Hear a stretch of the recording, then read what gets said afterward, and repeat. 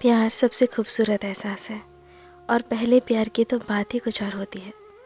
पहला प्यार जो अक्सर कच्ची उम्र में हो जाता है, यूं ही कोई बिना बात अच्छा लगने लगता है। पता ही नहीं चलता कि प्यार है या आकर्षण, लेकिन जो भी हो, ये एहसास उम्र भर याद रहता है। अनुराग अनुराग 11th आर्ट्स का स्टूडेंट था। वो चेहरे से गंभीर दिखने वाला और हर चीज़ सोच समझ कर करने वाला लड़का था। उसके पापा इंजीनियर थे। पढ़ाई लिखाई में वो औसत दर्जे का था, लेकिन को करिकुलर एक्टिविटीज़ में हमेशा आगे रहता था। उसके गालों के दोनों तरफ डिम्पल पड़ते थे, जो उसके व्यक्तित्व को चार चांद लगाते थे। अंशुल भी अनुराग से कम सुंदर नहीं थी। अंशुल 9th में पढ़ती थी। दिखने में बहुत ही सुंदर थी। उसके लंबे बाल उसकी सुंदरता को दुगना कर देते थे। वो बहुत ही चंचल स्वभाव की और जीवन के हर पल को जीने वाली लड़की थी। अनुराग और अंशुल एक दूसरे को नहीं जानते थे। जानते भी कैसे? स्कूल में 2000 स्टूडेंट जो थे। बात स्कूल के एनुअल फंक्शन की है, जो कि दिसंबर में होना था, पर उसकी तैयारी 1 महीने पहले से ही शुरू हो गई थी। फंक्शन में एक प्ले होना था, मिर्ज़ा और साहिबा। इस प्ले की सारी जिम्मेदारी पूनम मैडम, जो कि 11th आर्ट्स की इंचार्ज थी, उनको दी गई। स्टूडेंट्स के ऑडिशन लिए गए। क्लास में अनुराग मैडम का फेवरेट था और वो कल्चरल एक्टिविटीज़ में एक्टिव भी रहता था, तो मेन रोल उसी को मिलना तय था। अब मिर्ज़ा तो मिल गया था, साहिबा को ढूंढना था। बहुत सारी लड़कियों के ऑडिशन हुए और साहिबा के रोल के लिए अंशुल को सिलेक्ट कर लिया गया। प्ले की प्रैक्टिस के पहले दिन जब अनुराग ने अंशुल को देखा तो देखता ही रह गया। पहली ही नज़र में अनुराग को अंशुल से प्यार हो गया। वो बस प्ले की प्रैक्टिस का इंतज़ार करता रहता। 17 साल के लड़के के लिए इससे बड़ी खुशी की बात और क्या होगी कि स्कूल की सबसे खूबसूरत लड़की उसकी प्रेमिका है, फिर चाहे वो प्ले में ही क्यों ना हो।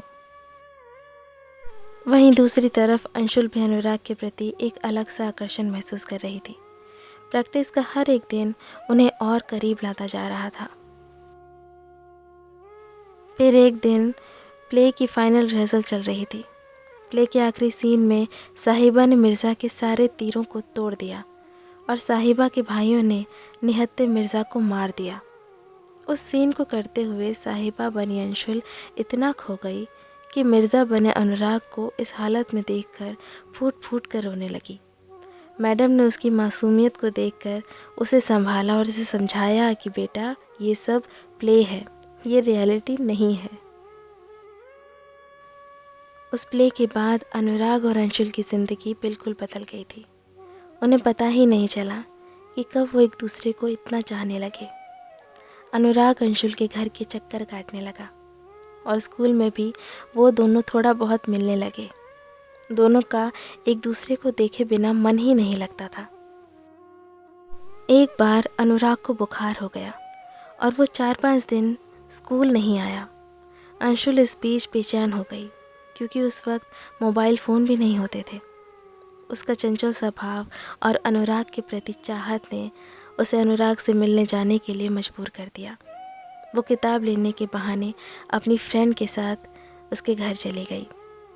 अनुराग उसे अचानक घर आया देखकर हैरान हो जाता है, लेकिन उसके दिल को उसे देखकर एक सुकून सा मिल जाता है। अंशुल की बेचैनी भी उससे मिलकर दूर हो जाती है। इस उम्र में भावनाओं का सैलाब सा उठता है, जिसे रोक पाना थोड़ा मुश्किल काम है। एसटीडी से कॉल करना, पार्क में, स्कूल में मिलना, पता ही नहीं चला कब 2 साल बीत गए। अनुराग की 12th पूरी हो गई और अंशुल भी अब 11th में आ गई थी।